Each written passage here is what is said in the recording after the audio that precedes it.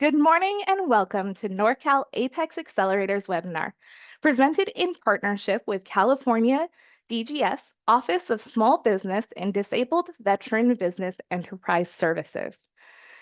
This is the third part of our California Contracting 101 series, titled Contracting with California State Government.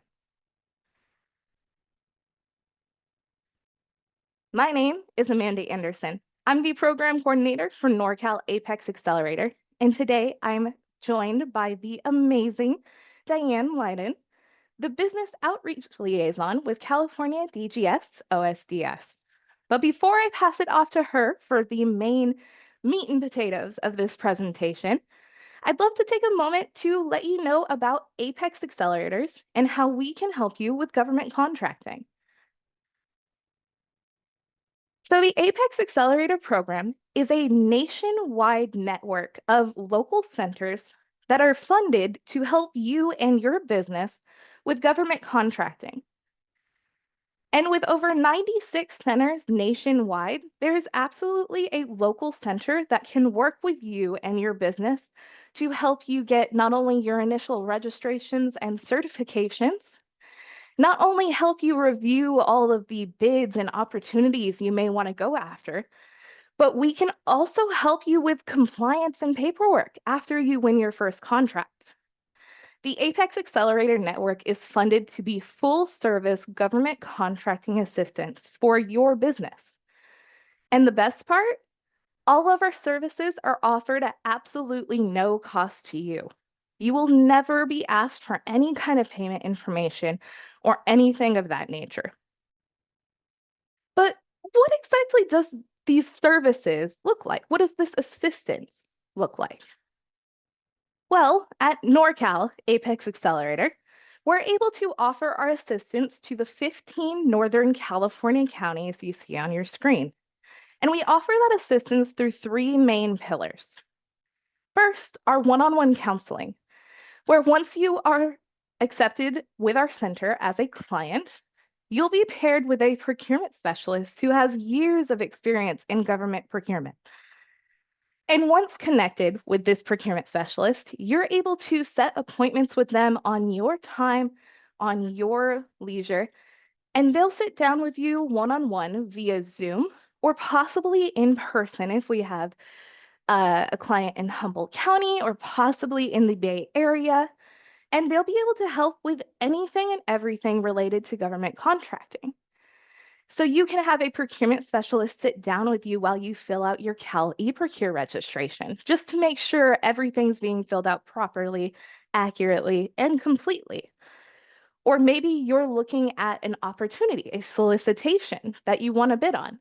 Your procurement specialist can sit down with you and go through all of the verbiage, all of the linguistics, and help you truly understand what that solicitation is asking of you.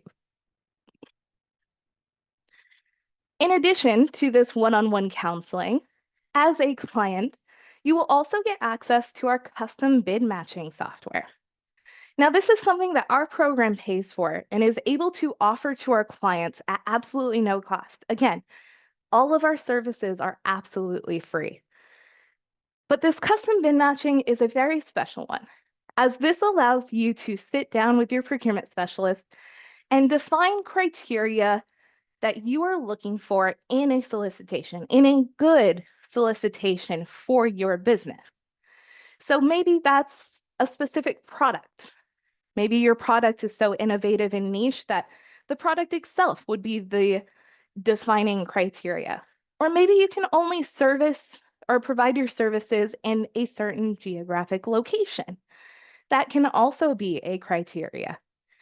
And your counselor can help you figure out which ones are going to be best for you and your contracting goals. And once you define that, our software will scrape federal, state, and local procurement sites for opportunities that are relevant to you and what you're looking for. And it'll email it directly to you. And finally, our third pillar of assistance is one you're actually taking advantage of right now. We put on a plethora of webinars and in-person trainings throughout the year covering topics from state procurement to federal certifications to more complicated topics like mentor-protege programs or government-led innovation programs. And you are always allowed to join us, whether you're in our service area or not. That's why I love this. But another great resource for you, whether you're in our service area or not, is our website. We maintain not only recordings of all of our past training events, but web pages covering procurement topics like state certifications, federal certifications, local state agency procurement site links. And the best part is both the trainings and the website are free to explore, free to join, no matter where you are in the United States, whether you're joining us from the East Coast, from Southern California, from Hawaii.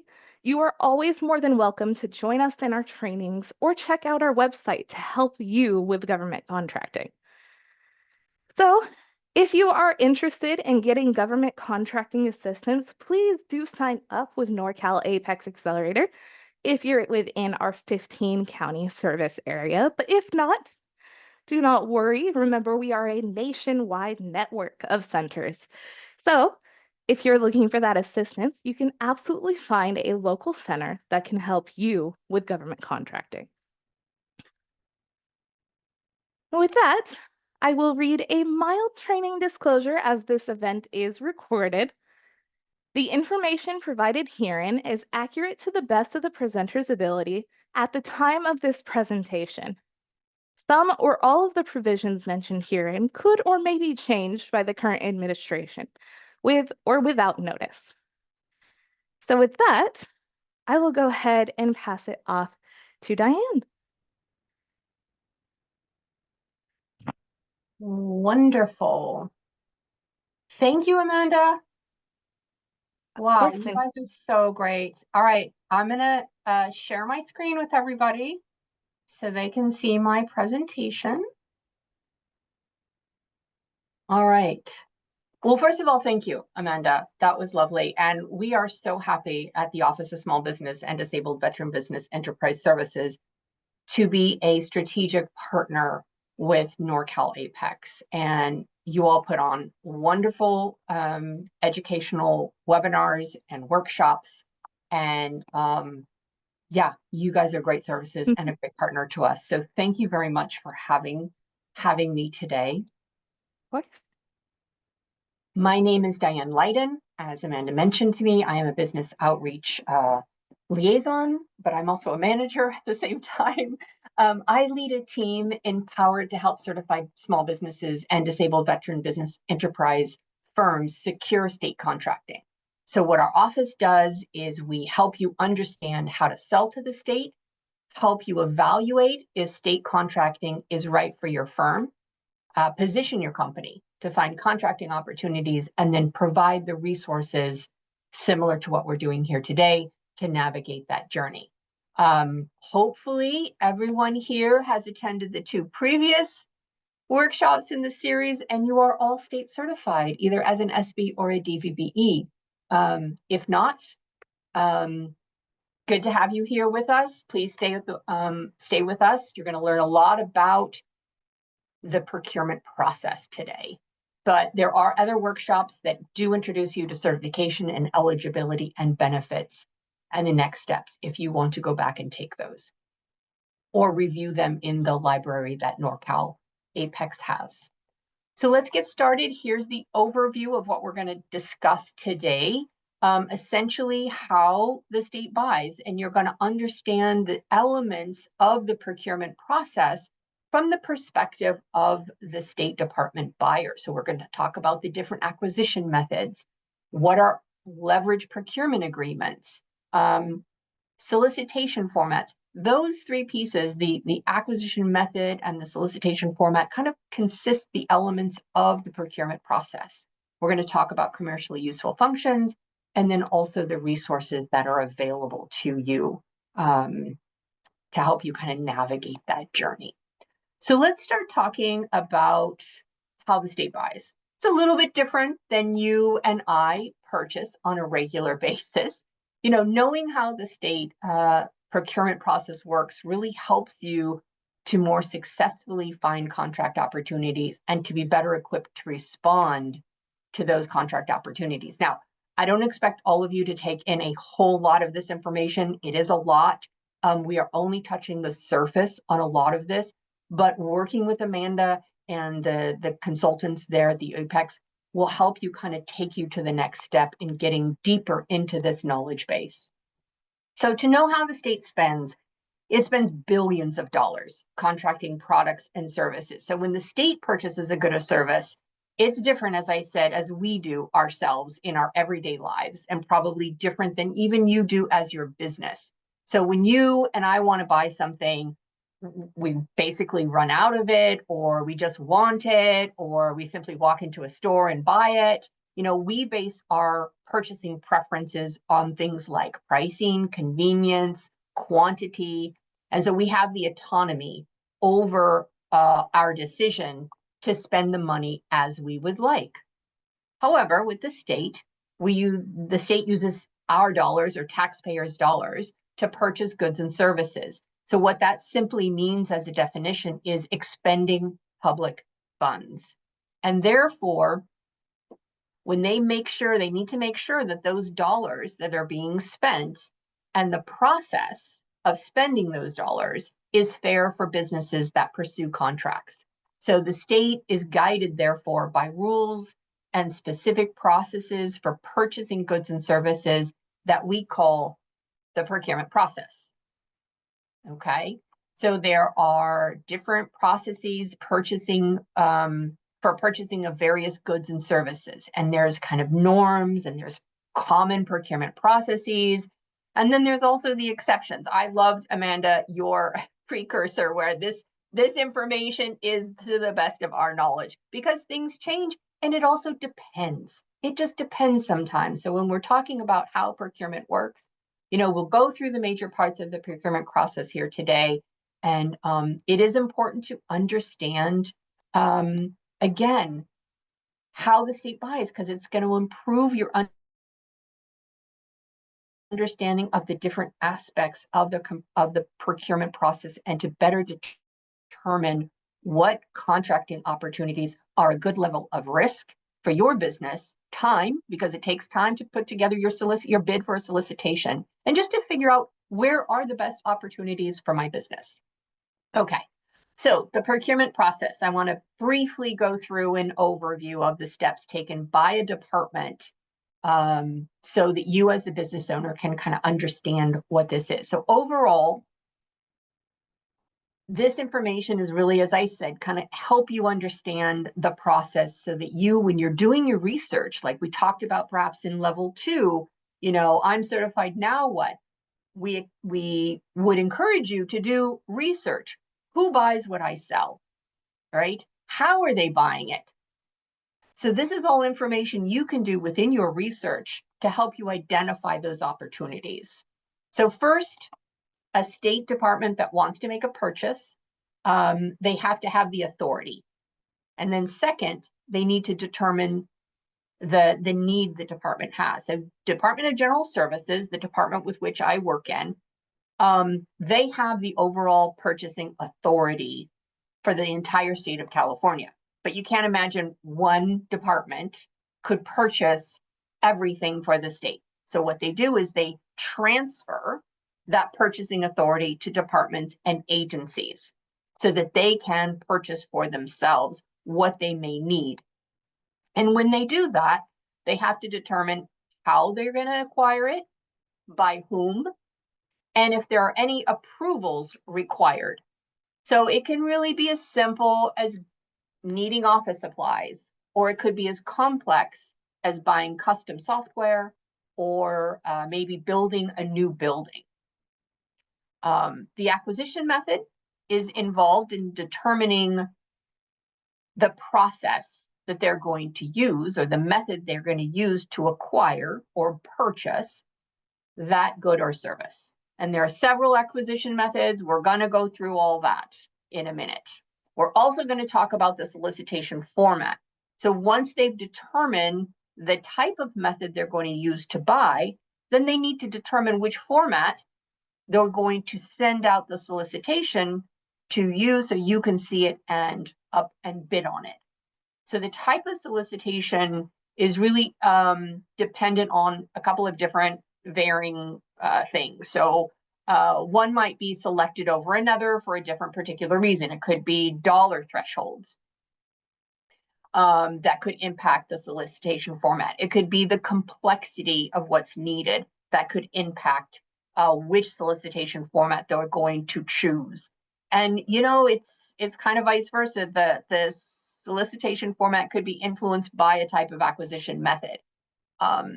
So again, the authority to conduct the procurement, the need of the department, the acquisition method, the solicitation format, these are all the components of the procurement process.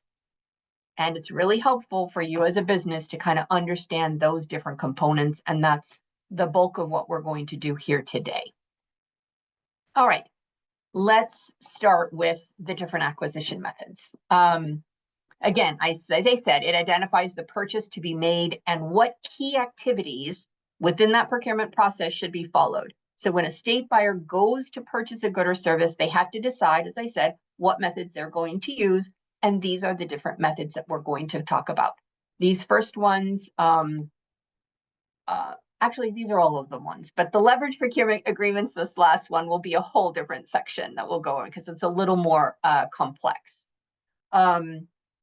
But in these factors, they're going to decide, as I said, what are they purchasing? How much money are they spending?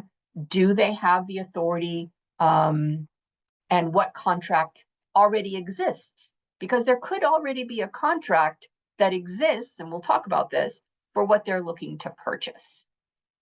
And we're going to go over these common acquisition methods. So just keep them in mind as we go through them. And you can certainly pop your questions about each of these in the Q&A sections. And when we get to the Q&A section, we take a pause, we can cover those. But again, you're going to see these, as I talk about these, you're going to see them in your research when you do that.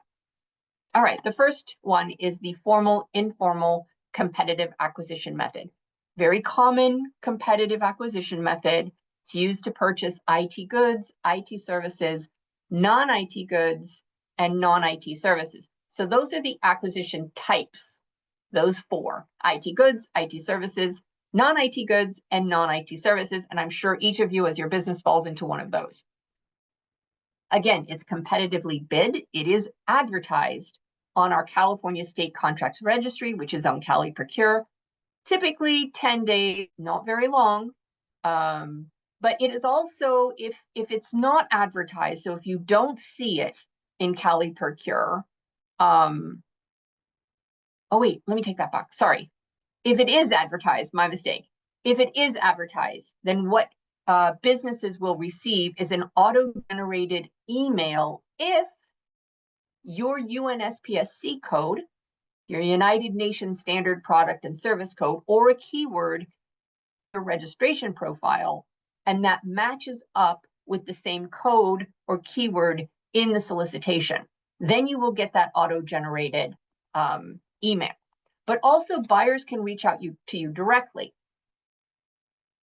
They can search the certified firm base in Cali Procure to look for businesses that also have the relevant keywords or the UNSPSC codes in those profiles. So in formal and informal competitive acquisition method, it allows for phone quotes, but that again depends, love that word. It's based on dollar thresholds, and it'll say in the solicitation, and the solicitation is typically written. So in these formal and informal competitive acquisitions, it's awarded, there's an evaluation and then an award process, and the buyer evaluates all the bids that come in and then makes an award based on that evaluation criteria. That evaluation criteria that the buyer could be reviewing could be low cost, or it could be best value. and it will be written in the solicitation. So it really depends on how that solicitation is written. Now, I want to talk a little bit about formal and informal because we get a lot of questions on that. It's like, what's the difference between a formal and an informal competitive? So the informal and formal will depend on the dollar threshold, the product or service, the complexity of the purchase, and then how much risk on the part of the state. So you can imagine if something's very simple, they're just purchasing cones, let's just say, or road signs, or something that's very simple, very low complexity, that could be a very informal competitive bid. Something more formal could be the request for a proposal on a public relations campaign that they would like to do. Okay, so that's kind of the difference between a formal and an informal competitive bid. Let's go on to the next, which is an SBDVB option. So this is important because this is exclusive to you who are certified firms, either certified as an SB or certified as a disabled veteran business enterprise. They can be advertised. They are not always advertised in the CSCR, the California State Contract Registry, which is on Cali Procure. This is where I was saying, if they are not advertised, the best way to go about that, and I have a slide later on that we'll talk about, is to like how to find solicitations that are not advertised. So we're going to talk about that. But also, so this particular acquisition method, as I said, it's exclusive to SBs and DVBEs. So if you are not a certified firm, you cannot be considered for this acquisition method. And how this is used is the buyer can choose either 2 certified SBs or 2 certified DVBEs and reach out to them for quotes on the procurement. There are guidelines in terms of the amounts. You can see there on the screen, it's between the 5,000 plus or minus a penny to 250,000 plus or minus a little bit more for public works. Remember, the buyer only needs 2 price quotes. And again, this is an informal bid process. And in this case, typically the lowest cost is the biggest deciding factor for that buyer, although there could be a second, which is best value. So we strongly encourage departments to advertise this so that increases the opportunity for more certified businesses to respond. But again, I emphasize the importance of having that robust profile on Cali Procure with your UNSPSC codes and your keywords so the buyers can find you if these are not advertised. And then be responsive. We hear a lot from buyers that they say they reach out to businesses and they don't get a response back. So be diligent, make sure you respond to these opportunities. All right, next, fair and reasonable. I love fair and reasonable. I think it's great. Contracting with the state can be very daunting. It can be very complicated. Completing a bid on a solicitation can take a lot of time. Fair and reasonable is an attractive contract or acquisition method. It's used for purchases under $10,000. It's very simple. It's very straightforward as an acquisition method. And if you can put together in a year, let's say you put together 4, 5, 10 of these types of contracts, that's not a bad revenue stream for you as a small business to get started in procurement and state contracting. The buyer needs only one bid or quote, and they can determine, as long as they can determine fair and reasonable, then they can award the contract. How do they determine if it's fair and reasonable? So they use a couple of different methods to do that. They can look at price comparison. They can compare different pricing. They can use a catalog or market pricing. They can, depending on the product, could be, or service could be controlled pricing or historical pricing, or they can simply just do a cost analysis like we all do in our business of whether it's a good, fair, and reasonable price. Something to remember about this acquisition method is is not exclusive to SBs and DVB certified firms. It is also open to non-certified firms. So just to be aware of that. It is an informal solicitation. You can get a call, you might get an email. And again, as I said, it's just really important to be responsive when a buyer reaches out, because if it's only one quote and you're slow to respond, that contract could already have been awarded. I'm going to just drill this in. Sorry, Amanda, but it is so important. I think Amanda can agree with me. It is having that robust profile on Cali Procure with those UNSPSC codes and the keywords so buyers can find your business. All right, emergency contracting. This is another opportunity. We have what's called the emergency registry, and that is exclusive to small businesses. You're obviously familiar with the fires, the floods, the earthquakes, all those things that are literally very widespread. But there is also less widespread, but just as urgent, emergency contracting. Let's just say a pipe breaks in a state hospital. That is a situation where it's an emergency and they need immediate response. So it's important if you are in a position as a company, maybe you do HVAC or maybe you do any kinds of things that might be relevant to emergency services, to get registered in the emergency registry. Now, something to note about these contracts, and that's why I was saying earlier, know these different types of acquisition methods to see if it's a good fit for your company.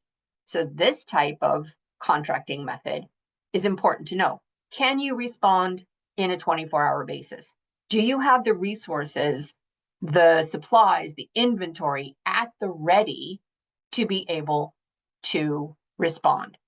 The other thing is these are not competitive, and sometimes there's not even a contract with an emergency services. They have to respond immediately. It's not a solicitation that's competitive, because think about how long, well, it takes a long time to write up a solicitation by a buyer or a contract administrator. They don't have the time to write up the solicitation, put it out on the CSCR, the Cali Procure, for 10 days, get back the bids, evaluate those bids, and then make the contract. The state must act immediately. All right, so that's where it's important to understand these different methods. Again, this is exclusive to certified firms. You go in, it's separate from Cali Procure as a portal, and then the buyers look for businesses when the emergency is happening. But the other thing to know as well is when they call, like they call it blue sky. When they say it's blue sky, that means there isn't an emergency statewide, and the team that is in charge of emergency contracting, they go through that registry. They might email you, they might call you, because they might want more details about what it is you can do, what you can provide. So again, when you're putting in your information into the emergency registry, try to be as detailed as possible in the kinds of products and services you provide. Again, businesses who are ready, willing, and able to support an emergency are the best ones to sign up. And so we have the registry. Amanda, if you don't have it, I can drop the link into the chat, so just let me know. Here are some of the emergency categories. I'm not going to go over them in detail, but you can see there's medical, there's roadway, there's debris removal, all sorts of stuff. And I will say, as we know with the LA fires, that there is a big push for getting the word out to businesses where the state might be buying for those people who are survivors, businesses and individuals of the LA fires. Again, I said that the emergency registry is separate from Cali Procure. So you're going to go there and you're going to register. Here's the elements that you'll need to be able to register. I'll leave that up for just a sec. And then the next section we have is for Q&A. So we'll take a pause. I'm going to drink a little bit of water. And I'll take any questions that you all have. There are two questions as of right now, but please, if you do have other questions about the content we just covered, feel free to enter them into the Q&A section. And we'll start from the top. If the solicitation's not advertised, where can a business find it? Or is it only something they would find out if they're being directly reached out to? Yeah, that's a great question. And there is a slide later, which I'm going to go over, but I will answer it here as well. If it is not advertised, there's two methods that a small business, certified small business or a DBBE can do. First of all, again, make sure that that profile is as robust, as succinct as you can. Develop relationships with the advocates. I believe in the last workshop, we talked about the statewide advocates. Advocates are the liaison between you as the supplier and the buyer. It's your best contact to develop a relationship with them so that you can nurture that relationship to look for opportunities that may not be advertised. So that's kind of the best way to do that. Because yeah, sometimes the opportunity isn't listed, but it finds you. Yeah, the networking is such an important piece, especially in contracting. If you're familiar with the contracting officer, they're going to think of you when something comes up that fits that bill. So that's kind of why you want to be building those relationships with the advocates and the others who kind of work in that space. And then to Lisa was wondering if we are going to discuss, it seems like they may have received an intent to award, but then it was canceled. And she's wondering if there's any, like, could she expect some kind of debrief or any kind of explanation as to why from the state? Yeah, that's a good question. When it's always important, if you don't receive an award that you've put a bid in, or you receive such a letter with that, go back to the advocate or even the contract administrator and ask questions. You're allowed to do that. And that's the best way to get a direct answer to that question. Perfect. And then Frank was wondering, how can they confirm if they are on the emergency registry or not? So I'm interpreting that question as I'm not sure I registered, and how can I find if I am? That Yeah, is a that's good what it question. looks like. I'm actually not sure of that. I'm gonna have to get back to you on that one. Yeah. The other thing you could simply do is you could register again, and they're gonna kick you. They're gonna say you're already registered. If you wouldn't be allowed to re-register. That's a The simple way to do it. Yeah, Um, that's the double check is just register and it tells you you can't. yeah, yeah. Um, Yeah, is there a way? That is a great question, and I have not been asked that, and I apologize for not knowing the answer. But I can find out, and I will let Amanda know, and they could reach out to you if you want to Absolutely. give the email. Yeah. And then I do see a couple of questions about slides and possible recordings. So this is a friendly reminder that the slides with all links active and clickable, as well as the recording of this event will be emailed directly to you within 1 week of this event. So you'll have full reign to review it on your time and stop and take notes on the ones parts you want. So that will be sent to you within a week. And then Travis was wondering, as a couple other questions had come in, Travis was wondering if they have to be certified small business or DVBE to be a part of the emergency registry and emergency work. Is the certification required to do that? No, no. You can still do emergency work even if you are not on the emergency registry. You have to be a certified firm to get on the registry, but you don't need to be on the registry to be able to do emergency contracting. That is really good clarification. even for me. Okay, and as we do have quite a few questions, I'm going to try and keep us moving forward.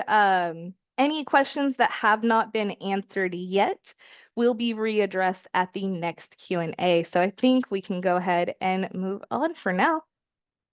Okay, thanks, Amanda. Thanks, everybody, for your questions. Great questions. Okay, now we're getting into the section that can kind of be a little complicated or confusing. I'll try to make it as simple as possible. But we're getting on to leveraged procurement agreements, or what we call LPAs, which is another type of acquisition. However, there are several types of LPAs, so that's what I'm going to talk about. And simply put, a leverage procurement agreement is an efficient and effective, cost-effective way for departments to purchase. An agreement can be between the state and one or more businesses to sell specific goods and services to the state for an agreed upon price, certain requirements, terms and conditions, and therefore for the state to purchase those goods and services as needed. As I said, it's a very streamlined way for the departments to purchase. It consolidates the needs of multiple departments and creates obviously some leveraged purchasing power by the part of the state. It can be for a lot of different things. Like, you can think about things that the entire state would purchase or need. Like, we all do air travel, we all rent vehicles, the state always buys paper products. So you can kind of imagine some of the types of services and goods that would go into to be purchased through this type of acquisition method. They are established and issued by the Department of General Services. So a state department doesn't issue an LPA. The Department of General Services, as the purchasing authority for the state of California, creates that, and they create a list of companies that a department can purchase from. So when established, this is the interesting part on this. When they establish an LPA, there's no evaluation, and there's no award, and there's no dollar value. Basically, what an LPA does is it sets up a framework to allow the businesses to sell their products and services and for the state to purchase from. And again, it's not just the state departments when you're talking about LPAs. It could be your cities, it could be your counties, it could be special districts, educational institutions, and it can even be other state government entities. As I said, when a buyer uses these LPAs, they do have to follow certain policies, user instructions, procedures. And so businesses that are on this LPA, and we'll talk about how you get onto an LPA, you do have to follow specific contract details. Sometimes an LPA is set up and it could project the dollar amount would be expected to be spent through that LPA, and it's over a length of time. So some of these LPAs can be multiple years. And so when you're looking at these LPAs and you see the length of time and you see the overall spend, it just gives you as a business an idea of how much money they could expect through a contract, through an LPA. Okay, let's go on to several of these. Okay, here's the list of the different types of LPAs that DGS creates. We're going to go through each one and we'll talk about those. All right, let's go ahead. So the first up is the master agreement. And these are LPAs or contracts that are competitively bid when they are established. And these are for services where not just one department, but the entire state would need. I mean, I talked about airline travel, I've talked about vehicle rentals. This could be electronic payment services, moving services, security services. So the master agreement LPA are available to any agency, any state department that expends public funds. They are advertised. They are advertised in Cali Procure on the CSCR. And then you can learn about them and the opportunity in the same way as other public competitive solicitations. You can also get a notification from Cali Procure. And if you appear in the supplier searches conducted by the buyer through those keywords and UNSPSC codes. So with the master agreements, when they are awarded, they could be awarded to multiple businesses. It just depends on the type of contract, what they're buying, and whether multiple awards or awards to multiple companies are appropriate for the type of purchase. And it'll be clear when you work with the consultants in Norcal APEX, they can look at this and unpack it in terms of what the solicitation says and if there are multiple awards. And so when one or more business are awarded the agreements, the State Department and potential other entities that are using or purchasing off these LPAs, they use that agreement to purchase from any of those businesses as needed that are on that master agreement. So in the case of, let's just say there are multiple businesses that are awarded on an LPA. So the buyer, what does the buyer do? They would get offers from those businesses if there are multiple businesses within that LPA, as opposed to just selecting one of the businesses and making a purchase.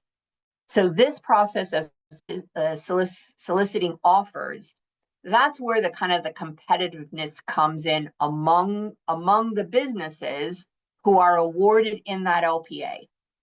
Now, if making an offer if that's required, because there's not just one business on this LPA, then the department has to solicit a minimum of 3 supplier quotes. And that must include as well 1 SB and 1 DVBE. All right, let's go on to the next one. Or, well, actually, this slide talks about, these are examples of current master agreements that are actually held by certified businesses. I'll take a minute so people can look through these different types of products and services in a master agreement held by certified businesses. All right, the next form or type of an LPA is the statewide contract. Also competitively bid, they're really for commonly purchased goods and services. When you're looking at statewide contracts, a lot of it is just commodities like food products and trying to think of other things that would, mostly I see a lot of food products in these, but I also see EV charging stations and things like that as well. So for statewide contracts, it's often done as a single award. However, there could sometimes be multiple awards, meaning there are more than one business awarded onto a statewide contract or a statewide LPA. When typically with statewide contracts, it's mandatory for the department, if they're purchasing that particular product or service, to use a statewide contract. So that means if the department wants to purchase that good or service, then they have to go to the statewide contract.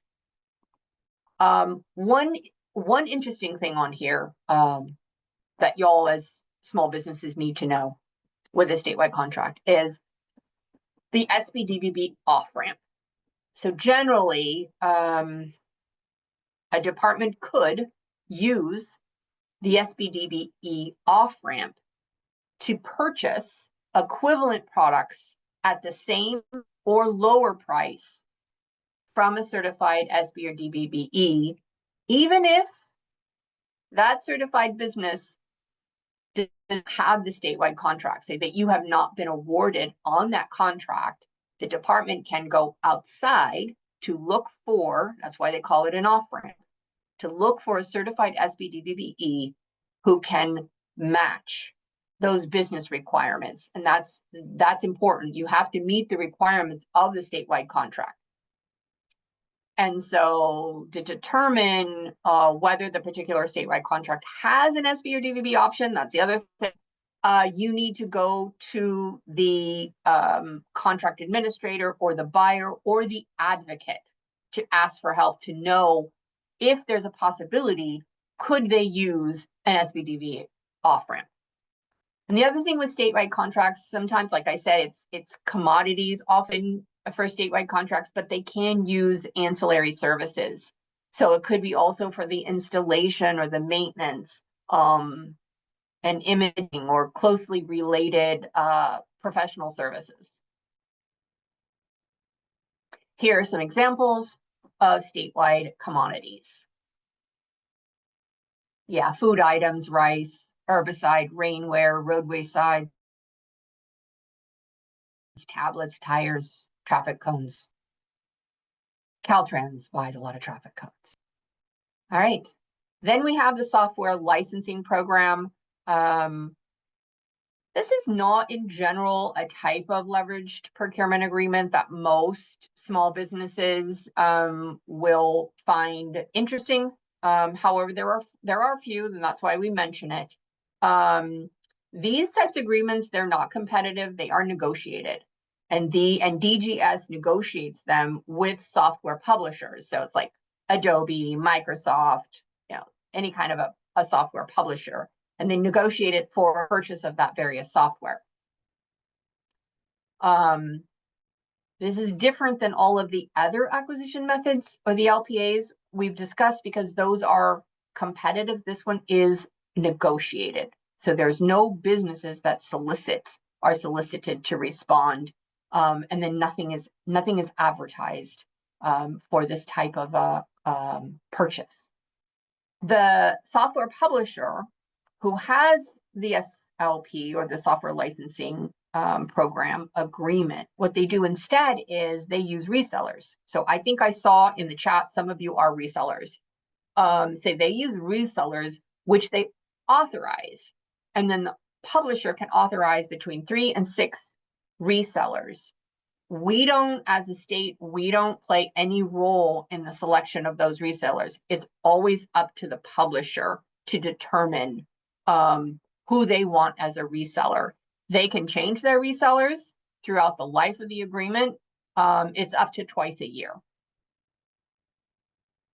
So when a department uses the SLP agreement, they purchase the software from a reseller, and they need to get offers from 3 different businesses or 3 different resellers. So that's when it becomes competitive, as a competitive solicitation among the available resellers. So just because you're a reseller for a company that holds an SLP agreement, it doesn't necessarily mean you're going to get it. It's competitive between businesses. The other thing to remember on this one is if only one business responds out of the 3, the buyer could still move forward with that purchase, but they would have to do a lot of justification to do that. Okay, I think that's it on the SLP. Let's go forward to the, I always forget these slides, I apologize. We always have a follow-up slide to let you know the types of products and services that are under that type of LPA. So again, Adobe, IBM, DocuSign, that's another one we use a lot of, and Cisco. And so there's also those SaaS, software as service types. And then again, the ancillary things that go with it, the installation, the training. So there is opportunity here if you are a reseller. If you are, let's put it this way as well, this is another thing. Let's just say you are a software publisher and you're like, I want to get on this, right? So you would want to go ahead and contact the department. Let me go back. I think I have that. Hold on one second. Yeah, there it is on that slide. So you contact the software licensing program, and you talk with them about the type of software publishing you do, and to see if you can get onto that. All right. So let's move on to cooperative agreements. So kind of as the name implies slightly, a cooperative agreement is used by many states and local entities. The cooperative agreement establishes kind of a multi-state contract where participating states could join together to achieve that cost-effective and kind of efficient acquisition of quality products and services. I just learned recently that California is the lead in cooperative agreements on auto stuff. Anything kind of auto related, the state of California takes the lead on those cooperative agreements. And this could be like nationwide as well too. So it's not just, sometimes it's regional, sometimes it's like between Arizona and, you know, the northern, kind of the western states, if you will, but it could be nationwide. And if you see any of these, because they can be advertised on our CSCR, if you happen to see one that's from a different state, it'll take you to their procurement platform. So don't be kind of confused if you happen to click on one of those.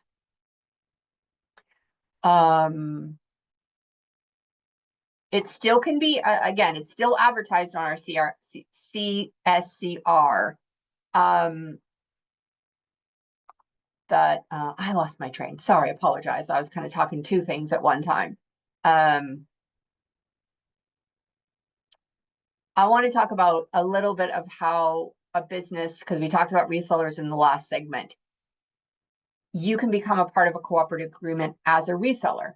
And the reseller doesn't necessarily hold the cooperative agreement, similar to the software publisher. There's a company that holds that cooperative agreement, but they've identified and authorized resellers to fulfill that purchase. Again, state doesn't play a role in that company that holds a cooperative agreement and how they choose their reseller. And again, it's just based on the terms of the agreement. The company that holds that cooperative agreement could change that reseller. I'm not sure how often. It really depends on the agreement. It could be like once a quarter, perhaps. With cooperative agreements, it could require an offer. And we're going to, an offer, when I refer to an offer, it's a solicitation format. And that we're going to go into that just after we talk about the leverage procurement agreement. So if it requires a offer, then that means that a buyer has to solicit offers or put out the request for an offer from multiple companies that hold that agreement, or if they're an authorized reseller. And that's, again, when the process becomes a little more competitive among those being solicited. Some agreements in a cooperative agreement do not require any offers. And that means the purchaser or the buyer would go ahead and just simply purchase at will. Here are some examples of products and services purchased through a cooperative agreement, and these are actually held by some certified businesses. So you can see kind of under here how that works. All right. Here's a great one that I often encourage, and that is the California Multiple Awards Schedule, which is what's called CMAS. If any of you work on a federal level and do federal contracting, the CMAS, or the CMAS, mirrors that federal program. And we actually use the GSA schedule, the federal schedule, in the same way for our CMAS agreements. It's really a wide variety of goods and services, as you can imagine. It's both IT and non-IT.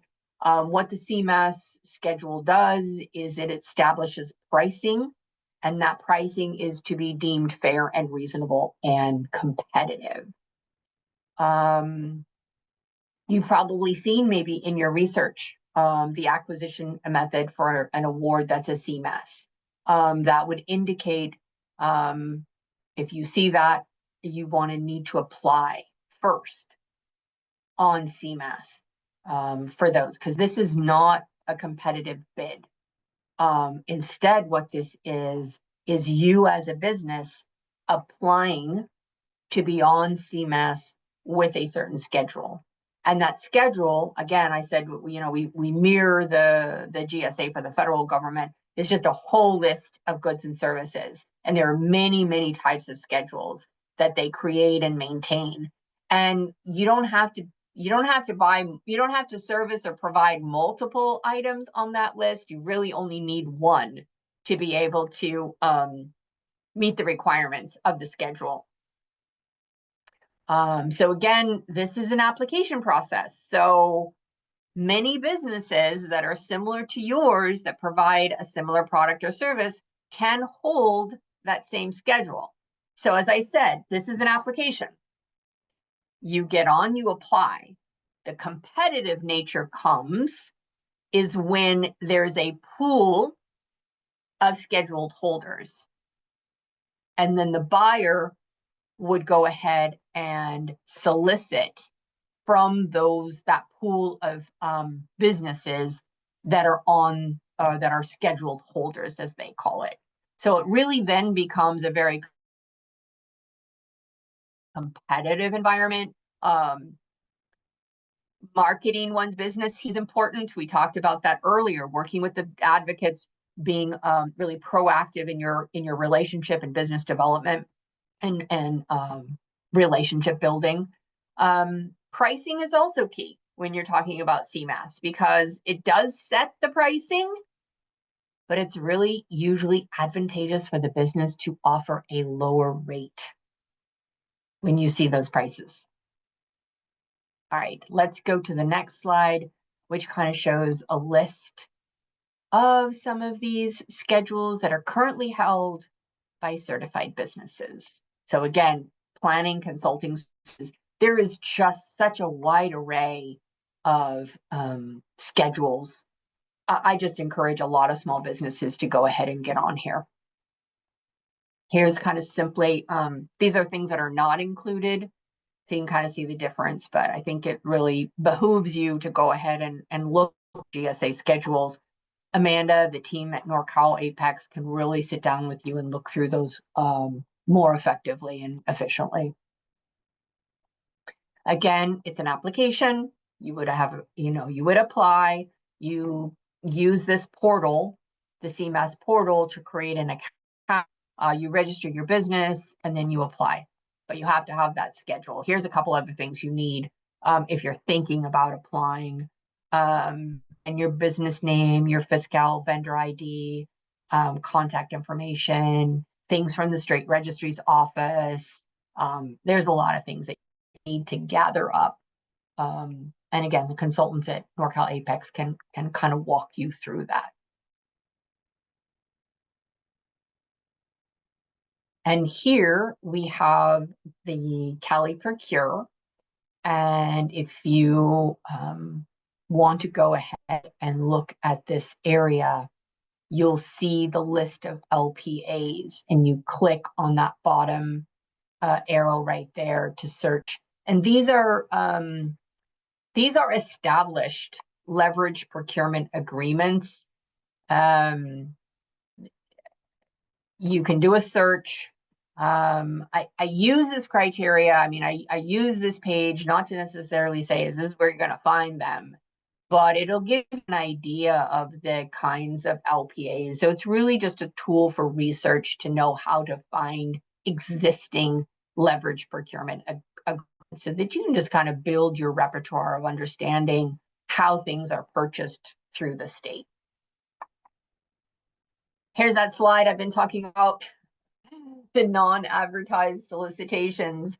How do you learn about it? How do I find it? The answer is the opportunity finds you. So again, I said this was a very common question that we get. And we've talked about it a little bit here about building that really robust profile, both in your bidder and certification profiles. There are two that we talked about prior. The bidder profile in your CaliProcure profile is those are for the auto-generated solicitations that you're going to get, and then the certified bidder profile, which is used by the buyers directly to find you. All right. Oh, I just talked about that. Okay, let's go to another sections of Q&A. Fantastic. And friendly reminder, if you do have any questions, please enter them into the Q&A section. I've been answering the ones I can, as I see a lot of folks want to know about advocates, want to know about the certifications, and I've been sending links to the previous two sessions, which covered both of those in depth. So please check those out. I'm not trying to dismiss your questions, but we would like to keep the questions relevant to the acquisition formats that we're discussing today. And so if we could jump back just really quickly to the last section in the emergency registry categories, someone was wondering, and I think this is important because I can't really think of any. Could you give any examples of information technology services that would be on the emergency registry?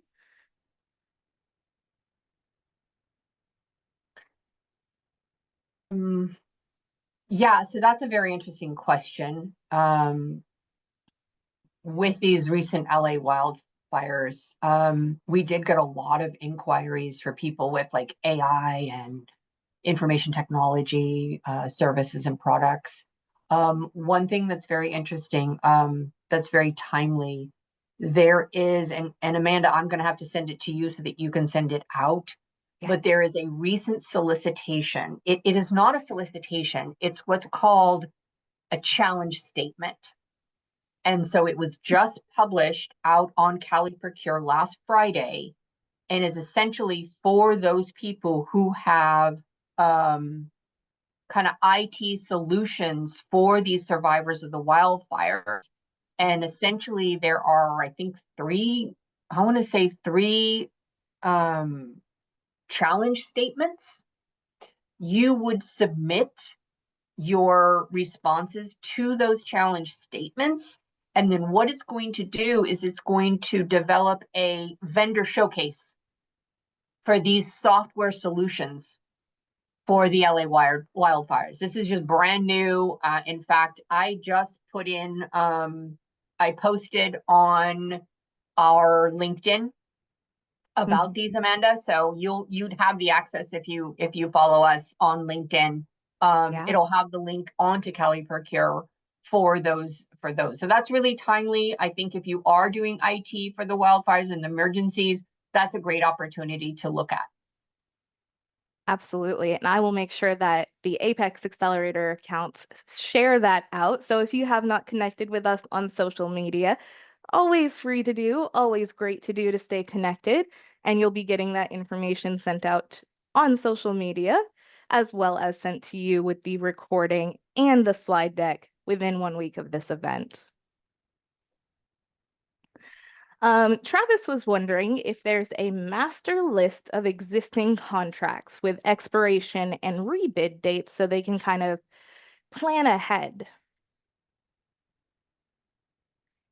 Yes, so that last slide that I had, where I showed you in let me go back. Here, this is where you would find those. And then you'll see the year that they were contracted. It's not going to tell you necessarily when they'll expire. The other way you can look for those is using the skippers, which I get so used to using acronyms.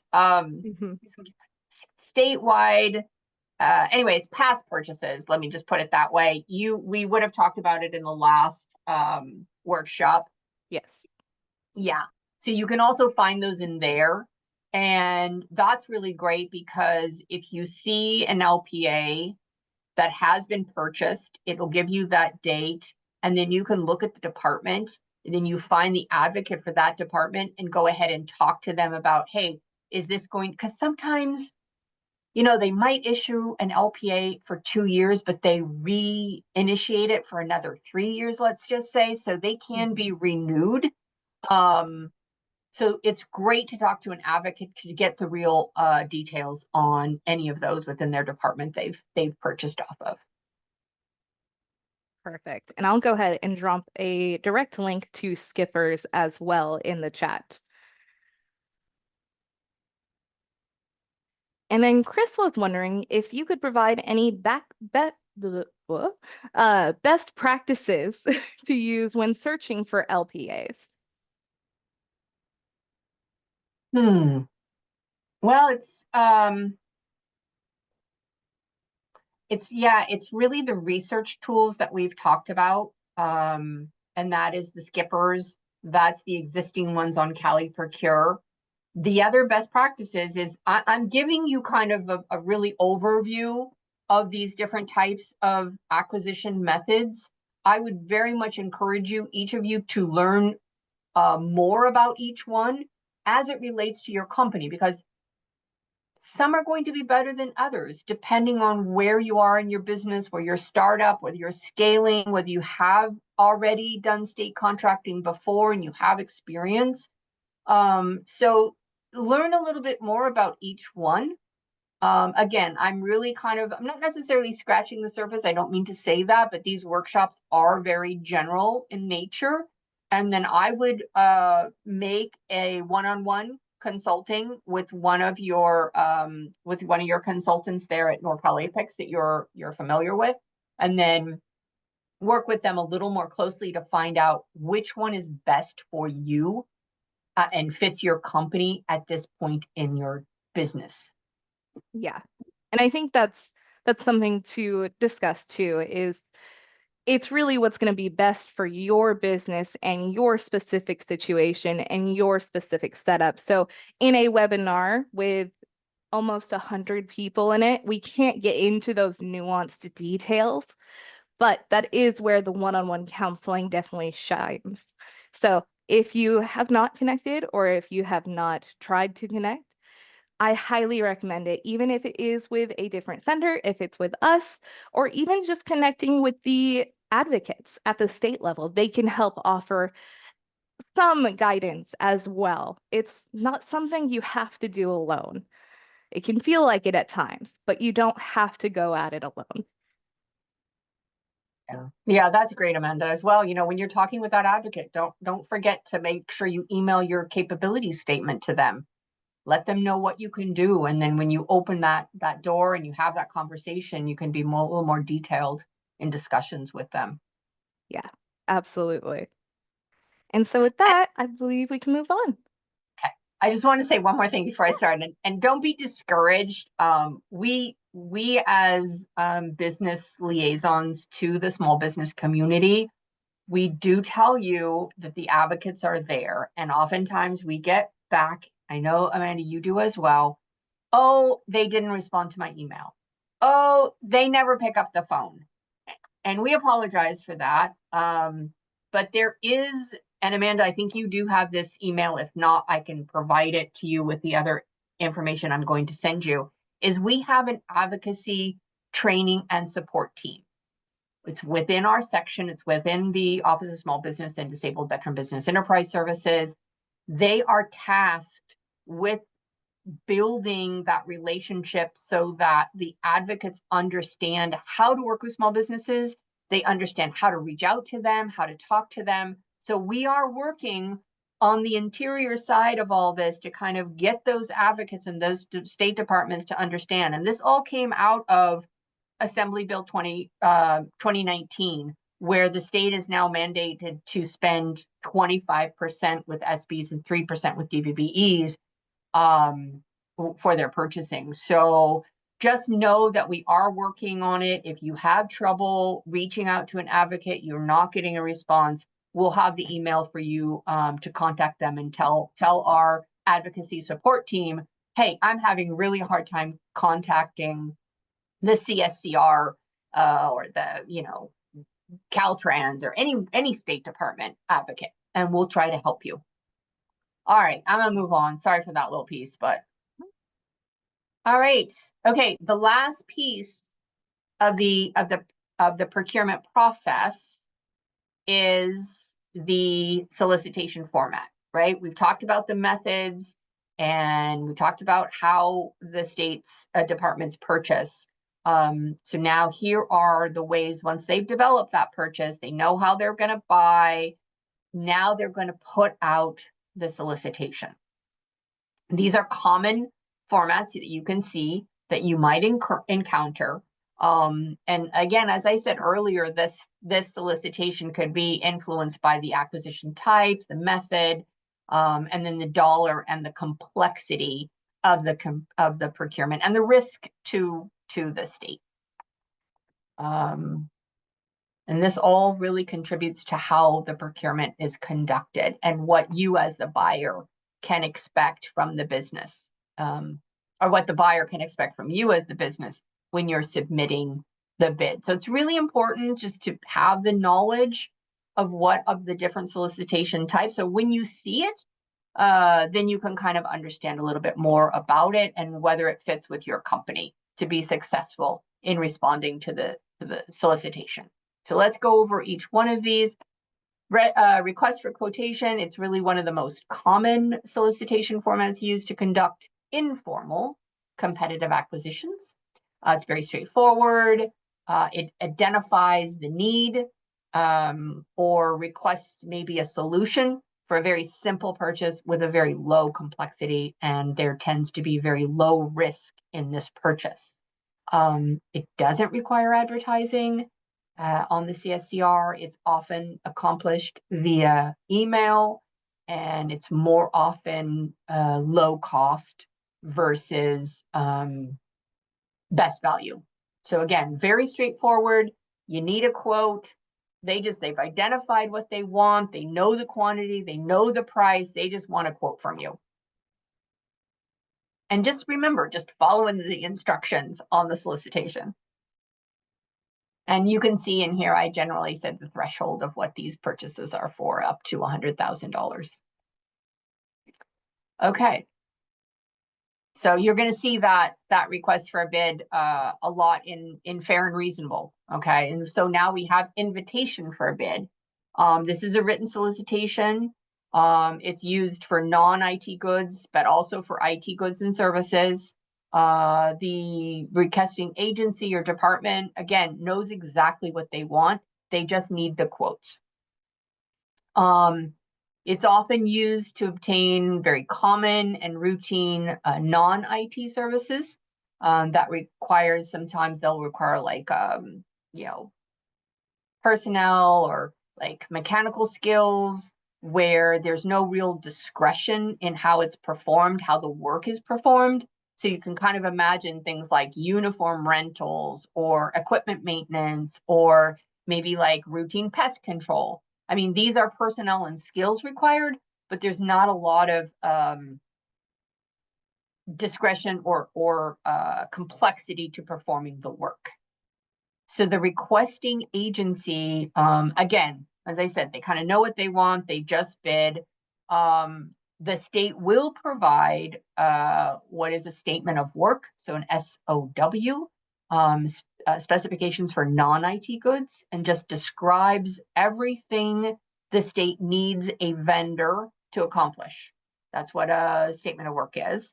It includes all the work, the supplies, the personnel, and the timeframes. So the bidder bids on, for an invitation for bid, it really bids on how much they're going to charge the state to complete the work based on the outline of the statement of work. And winning the bid is typically, again, based on low cost, but there are exceptions. So to that. All right, let's go on to the next one, which is the request for proposal. Okay, so this gets into more of the complex services, can be professional expertise needed, and then also that professional expertise may be, so the RFP or the request for proposal really seeks to answer, here's what we wish to accomplish, here are the qualifications required, maybe performance specifications, timeframes, and then other requirements that need to be met by the vendor. And it asks, how would you accomplish the job for us? And how much is it going to cost us? So this is a little more of a complex solicitation. And when these awards are made for an RFP, it's scored, and these are scored based on the proposal the vendor supply. The money's scored. The way in which you're going to offer the solution is scored as well. These are really quite rigorous evaluations that the buyer will conduct. But one thing I want to point out here in terms of low cost versus best value is the primary and the secondary. And I think it's really important for you as a business to understand. When we're looking at primary and we're looking at low cost, the performance is maybe requiring a variety of methods or approaches, but it's not innovative or it's not creative. The approach used is not really very different between proposers or between vendors who are offering their proposal. It is really a limited way in which they can achieve success or fulfillment of the contract. In that case, it allows for cost to be the driving factor in making a statement, or in making an award, excuse me. You're going to have a statement of work that's really well defined in terms of services and functions, versus the secondary, which is best value. So when they're looking at best value, this is a complex or a unique service where the expertise or the method really could vary. There could be creative or innovative approaches or factors that need to be taken into consideration. So I'll give you two examples of what would be considered a secondary look. And that is, let's just say, a public relations, an advertising campaign, right? That needs to be creative. And the bidders could have very different ways in which they go about solving the solution, especially in a public relations or an advertising campaign. Or it could be complex research projects, or how a building is made or designed. So that's kind of how they look at primary and secondary low cost best value awards. All right, let's go on to the next one. And again, just to kind of reiterate, this is really that statement of work. It's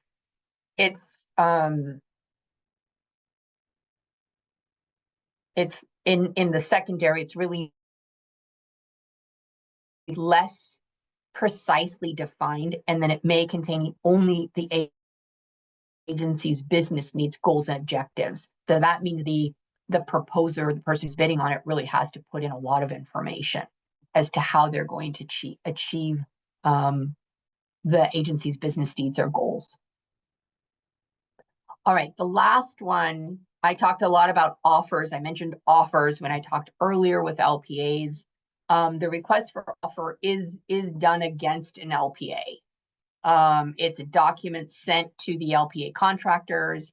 It contains requirements for a very specific transaction and requests, a very specific response or offer. The individual user instructions of the LPA will indicate whether additional offers are required. We talked a lot, I think, as we were going through the LPAs of these different types of the requirements of an offer or not, the requirement to have three bidders or three offers. So that's like, for example, you can use maybe a consultant with a CMAS, and they'll get an RFO to provide IT consulting services. So the business responds along with all of the other CMAS holders for that. And then the buyer evaluates those responses and awards the contract. All right, we're going to take a quick pause again for questions and answers before we get into the last segment. Absolutely. And it does not look like we have questions at the moment, but I'd love to give people a moment to think, to process, and enter their question into the Q&A section. And as I was saying that, someone did it. So Stu was wondering, where can they get data on all of the small business awards by department, vendor, and time frame? Would that be information provided in Skippers? Yes, that's going to be the only real place that you can find that. Yeah, and Skippers is one of the things I believe was discussed in our second session a bit more in depth because that involves the advocates and how that all plays a role into there. So I will drop the link to that for you, Stu, to check that out. That'll give you a lot more in-depth knowledge. Yeah, I don't know if in the last segment, a last workshop, Amanda, people also talked about our dashboards. I believe they did. I think, Okay.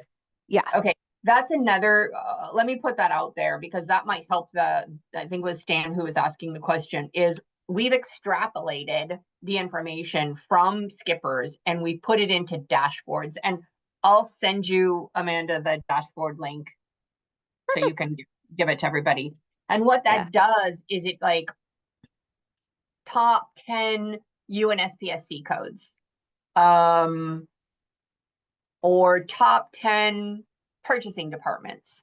But the other thing in there is you look at UNSPSC codes. This is great research, is you can see the market, if you will, the size of the market for a particular product or service. Because it will say in those dashboards, based on those UNSPSC codes, how much spend that department has spent, how much money they've spent on a particular purchase. So it gives you the overarching view of the market and the percentage based on the other products they're saying. So it's a really good tool. I'm sorry they didn't bring it up in the last one. It's a little more complicated for people to explain. Maybe I didn't explain it very well, but it is a valuable tool, is our dashboards when you're doing market research of knowing who buys what I sell, where's my best fit.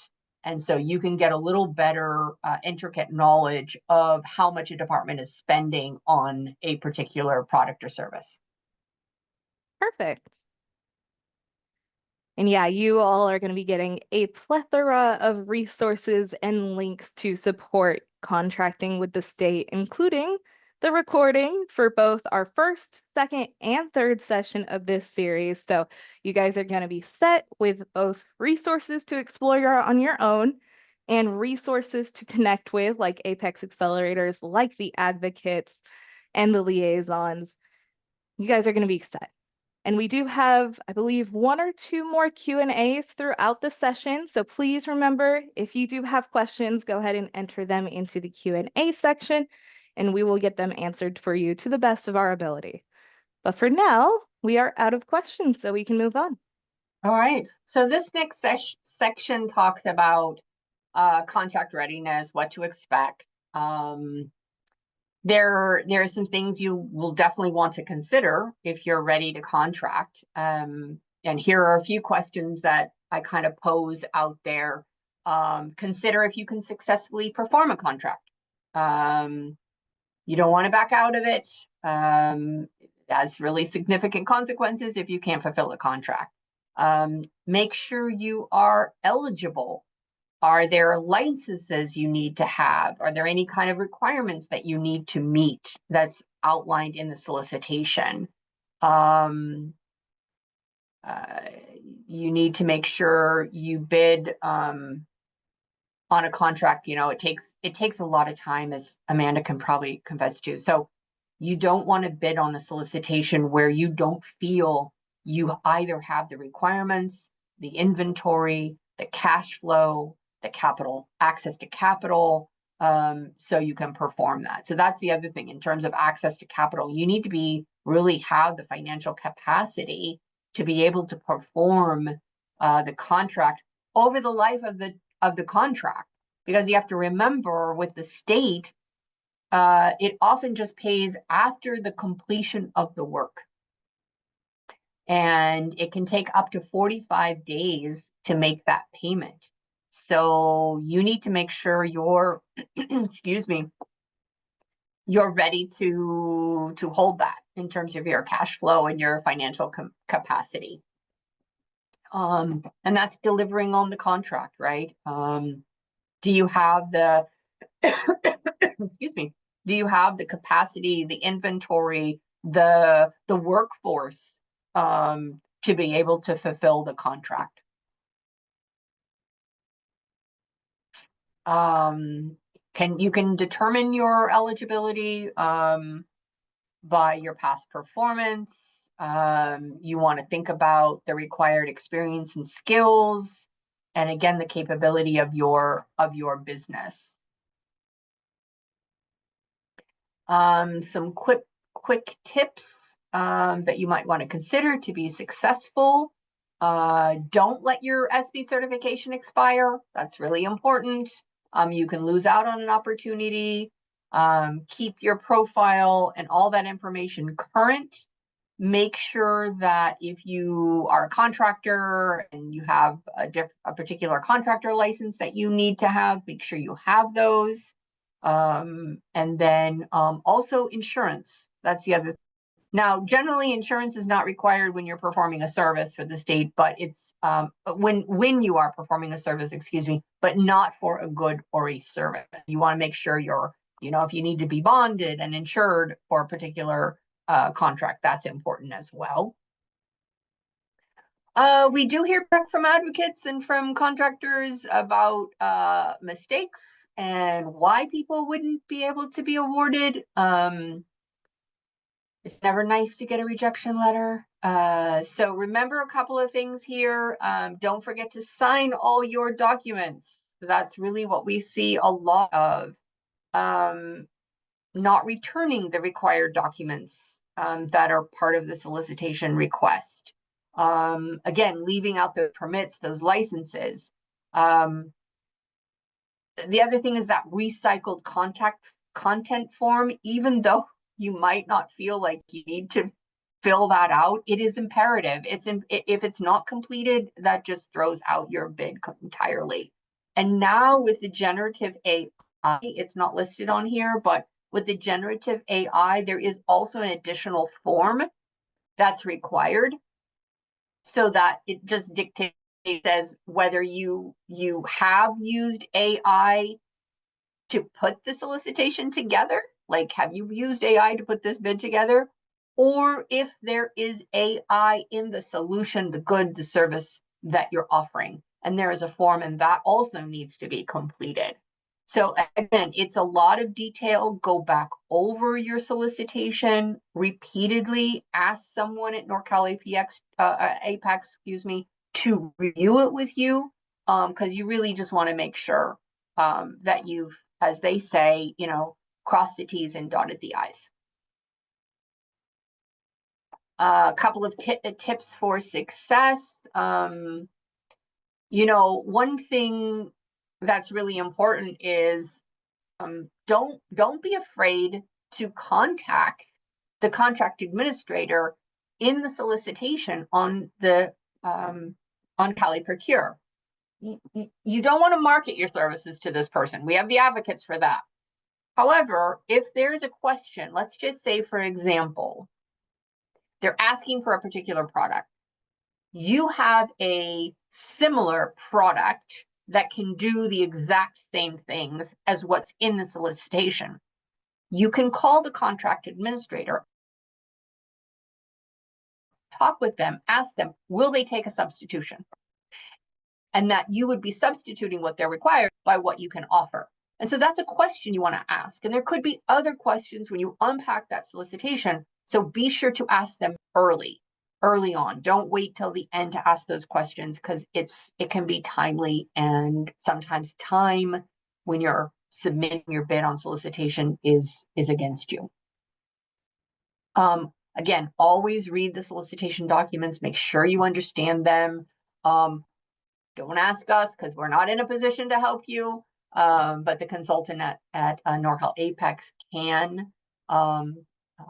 So at the end of the day, at the end of the day, it's really your responsibility to make sure you read through that solicitation and understand it and get the help that you need early on. What else do I have on here? Oh, yeah, if you get a contract, Amanda was talking about this earlier, compliance, making sure you fulfill the contract. You are legally bound to deliver as promised. So you don't want to fail on that. And sometimes it'll say lump sum. I talked about this earlier about the 45 days after receiving an undisputed invoice for payment. All right, I think that's all I have on that. So I'm opening the floor to questions. Perfect. And we do have a couple of questions. First, Anne was wondering, she's wondering about an EDI system. And I was unfamiliar with what an EDI system is, so I Googled it real quick. And it is an electronic data interchange system. So I assume this is very similar to getting signatures and keeping that confidential and secure. Is there any state level EDI system that's required, or any kind of considerations for EDI systems in state contracting? Okay, I might need a little more clarification, Ann, on this one. So are you asking, does the state use that kind of service, or is it used in the contracting process? Is it used in the contracting process? Amanda, is that what we're looking at? Yes, that's what it seems like. She seems to be looking for a recommended software, which is not something we can recommend. But if there's any need for the small business to have its own EDI software for its own data. I can't necessarily answer that question. My apologies. You may want to consult with a business consultant. Absolutely. Yeah. Yeah. And that's just kind of the nature of it. It is a little bit in depth, and I personally have not heard this come up. So initially Yeah. I would think, Yeah. no, it's probably not required. There's always cybersecurity is a huge topic, and you definitely want to keep all of your data, especially confidential information, especially contract information, as secure as possible. But we're not quite sure if there's a stated requirement for it at the state level. No, there isn't a requirement that they have to use that. No. Okay, perfect. Yeah. And then a couple of folks, as you mentioned, AI, were wondering about how AI is being both used and received. So, can a contractor looking to get a bid or solicitation with California DGS, or one of the state agencies, use AI? And in what capacities is it being like regulated, if that makes sense? Yeah. Great question. I don't know that we're there yet. The governor did issue an executive order for the state to start looking at generative AI. That there are links to that, and I can send those as well. Where we are progressing, if you will, and part of that executive order also says, if the state is going to use generative AI, it cannot replace any workers. And then what we've done so far that I'm aware of is we've done solicitations for to develop solutions So it's called like really a sandbox, if you will, where they would go in and look at a potential use case, and then how would that come up? So we've done called RF squared. How they come up with these names. And we've done, I think, about 4 of them. They're issued in a broadcast bulletin. That's how we often communicate about leverage procurement. Oh, somebody asked that question, Amanda, earlier about extensions and things on LPAs. Yeah. Okay, here's another piece of resource for y'all, and that is sign up for broadcast bulletins. Amanda, if you don't have it, I'll send that to you as well. Because that's when you can find out additional information on what's coming up, whether they're extending an LPA. And so the broadcast bulletins are really great. So we did issue broadcast bulletins on these 5 or 6 kind of RF squared generative AI types of solicitations. So I hope that answers your question. It really is early, I think, in the game. Not for the corporate world. I'm sure they're going fast and burning quick on the types of solutions that companies use in generative AI. The state is a little slower. It's very cautious. It doesn't like to take risks. So it moves at a much slower rate and a slower pace. I think one thing that we're looking at in terms of our own office is, sorry about that, is looking at how we can use a chat bot in the certification, right? Because that can be very complicated and people will have an instant question. So those are the kind of generative AI solutions that we will eventually be looking at and hopefully adding as a solution. Perfect. And then I am seeing one question in chat, as I do believe this is probably one of the last Q&As we'll do. Lasonia was wondering, and we did discuss this at the beginning, how they can sign up for emergency orders or emergency services. And that would be in the emergency registry if certified, correct? Correct. Is there a different registry that they can sign up for if they're not able to certify as a small business? Maybe they're a little too large, making a little too much money or something like that? No. Okay. No. Perfect. And that is all of our questions. And it looks like you mentioned chatbots. Looks like Stu might actually be able to help with that. So Stu will discuss Okay. connecting pieces, and you'll Keep be a able to connect with that. keep a lookout for that solicitation coming out. I don't know when, but in the near Okay. future. That's excellent. Absolutely. All And right, as I just have a couple more things. If we could, are we going to move on? Are we good? absolutely. Okay. Compliance, commercially useful function. We often talk about this. It's really important that you perform commercially useful function. It applies to any small business or DVBE that's bidding and in the participation of the contract. So not only during the contract, but also in the bidding process. We use commercially useful function because we want to hold up the integrity of our small business supplier base. As you know, we try to, through AB 1574, we want to increase the diversity of our small business suppliers and make those available. So by instituting these commercial useful functions, that allows us to maintain the credibility and the integrity of our small business DVBE program. Commercially useful function, as this slide discusses, it's really, you as a small business are performing all the functions, you're doing all the managing, you're doing all the pricing, you're doing all the supervising, you're working what would be your firm's normal business services and functions. And if you are subcontracting, that it's not greater than what's typically an industry practice for the industry that you are in. These are the elements of performing the COP. If the contract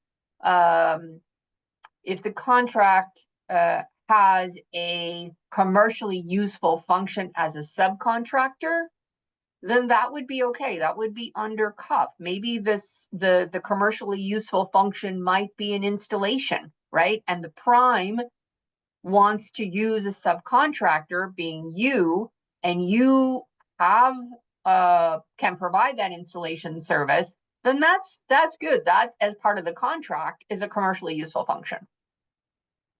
What is not, I think we talked about, is a business coming to you and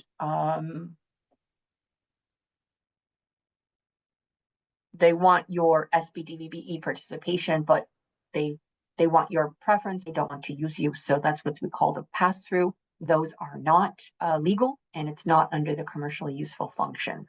If you're not being used to perform the work, or let's just say you start with the contract and they're using you, and then all of a sudden they're like, oh no, we're not going to use you anymore, but the contract's still going on. And so that's not a function, a commercially useful function. All right, I'm quick now out of here. All the resources, but you have the #1 resource here with Amanda, so that you don't need any more of this one.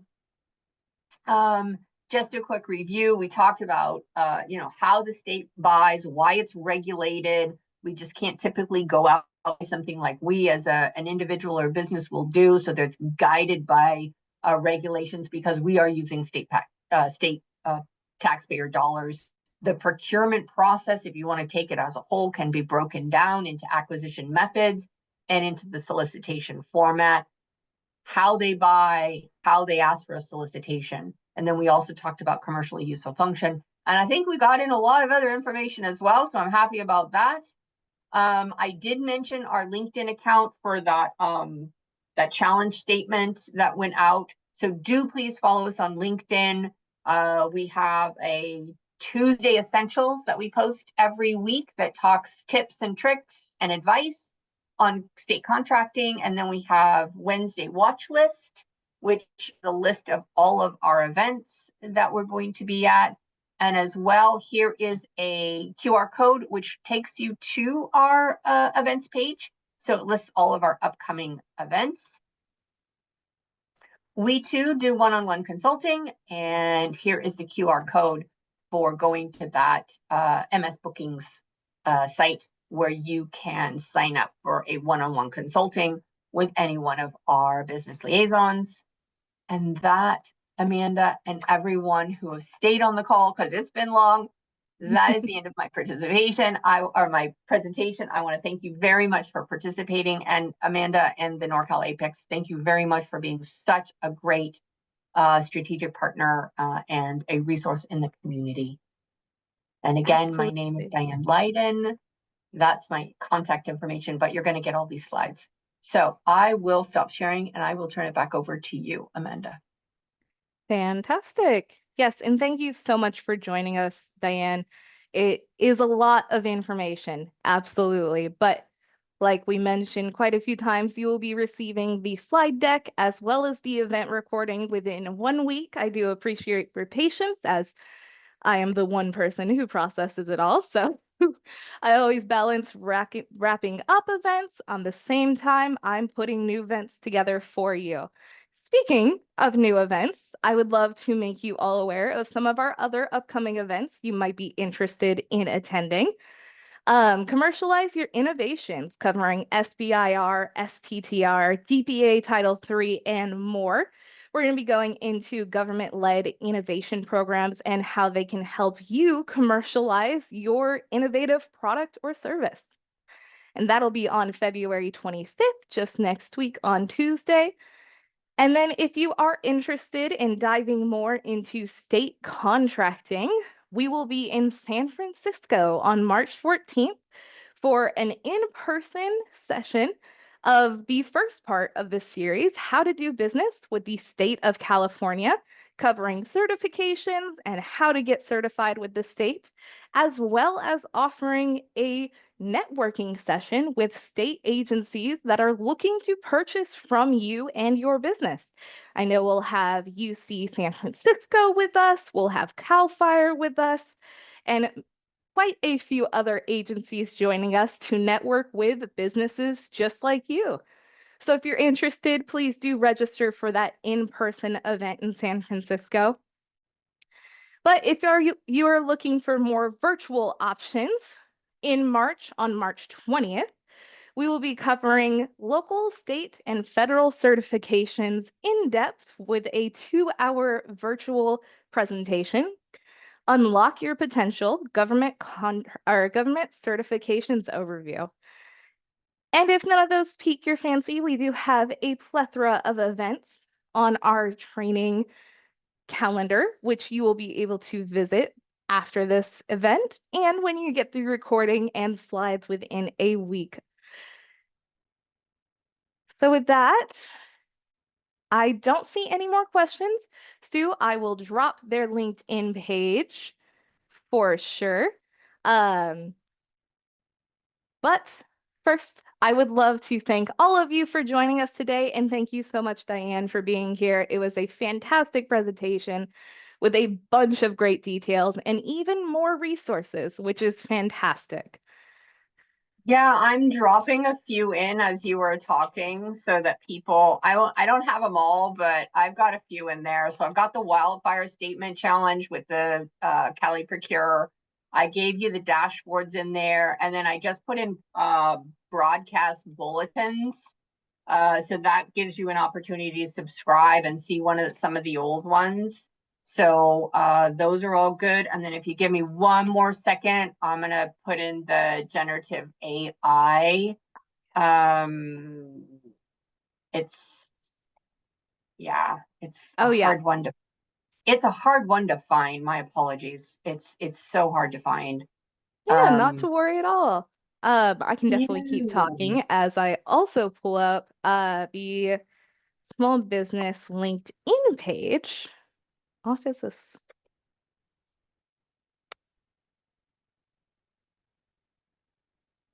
There you go.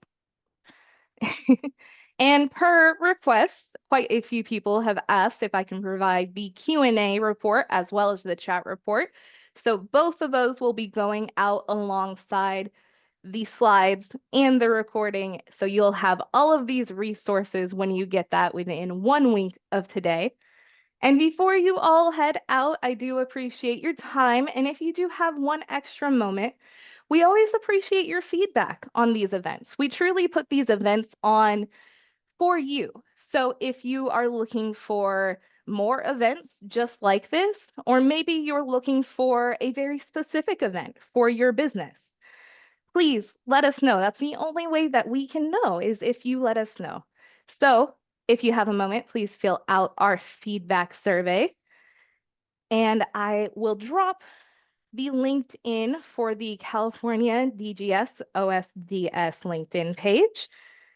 It is in there, and I will wait a moment so you all can snag it. But thank you all so much for joining us today. And I hope you all have a fantastic rest of your day. Thanks, Amanda. Thanks, everybody. Thanks, Diane.